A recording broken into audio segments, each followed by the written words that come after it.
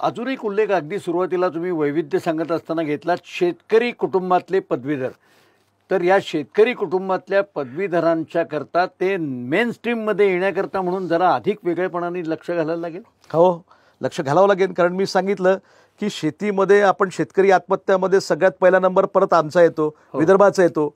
म्हणजे केवळ नागपुरातले 6 जिल्हेच नाही तर मग यवतमाळ, अमरावती, मेळघाट वगैरे वगैरे हा सगळ्या तो त्या ठिकाणचा भाग येतो. आणि मग कुठेतरी तो असा तो ब्लॉट तो विदर्भाला लागलेला आहे किंवा शेतकरी आत्महत्या कुठे तर सर्वात जास्त विदर्भामध्ये. मग आम्हालाही बरं वाटत नाही ना त्या ठिकाणी राजकारणामध्ये समाजकारणामध्ये काम करताना तिथल्या नेत्या लोकांना कसं बरं वाटत असेल की आपल्या प्रदेशातला व्यक्ती हा अजूनही हतबल आहे, अजूनही आत्महत्या करतो, त्याचे मुलं बाळांना सोडून तो अजूनही फाशी लावतो. हे कुठेतरी थांबलं पाहिजे. तर आपल्याकडे कापूस मोठ्या प्रमाणामध्ये होतं, कापसाचं उत्पादन मोठ्या प्रमाणामध्ये होतं, व्हाईट गोल्ड त्याला आपण म्हणतो. आणि इम्प्रेस मिल, कालांतराने मॉडेल मिल, हे नागपूर शहराचं त्या काळाचं वैभव होतं. मोठ्या प्रमाणामध्ये गिरण्या होत्या. पण नंतर मग या ठिकाणी त्याला काही चालना मिळाली नाही आणि म्हणून विदर्भ मागे राहिला.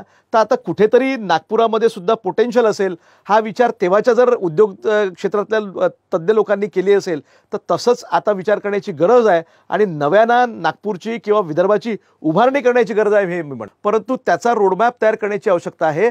म्हणून ग्रामीण अर्थव्यवस्थेला चालना कशी देता येईल, मग कुटीर उद्योग असतील, ग्रामीण उद्योग असतील, शेतीला जोडधंदे असतील, दुग्ध व्यवसाय असेल, डेअरी प्रोजेक्ट असतील, शेळीपालन असेल, अनेक आहेत, अनेक. आता जेवढे नाव घेणं तर शक्य नाही.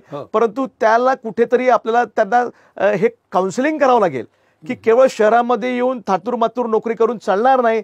तर त्या तुझ्या ग्रामीण भागामध्ये सुद्धा शेतीसोबत सुद्धा तुला अनेक प्रकारचे जोडधंदे करता येईल जेणेकरून तुझ्या म्हणजे कुटुंबाचा उदरनिर्वाह तर होईलच, परंतु कुटुंबाला समोर नेण्यासाठी तुला एक मुबलक प्रमाणामध्ये तू आपली जीवनयापन करू शकतो. अशा प्रकारचं वातावरण तयार करावं लागेल असं वाटतं.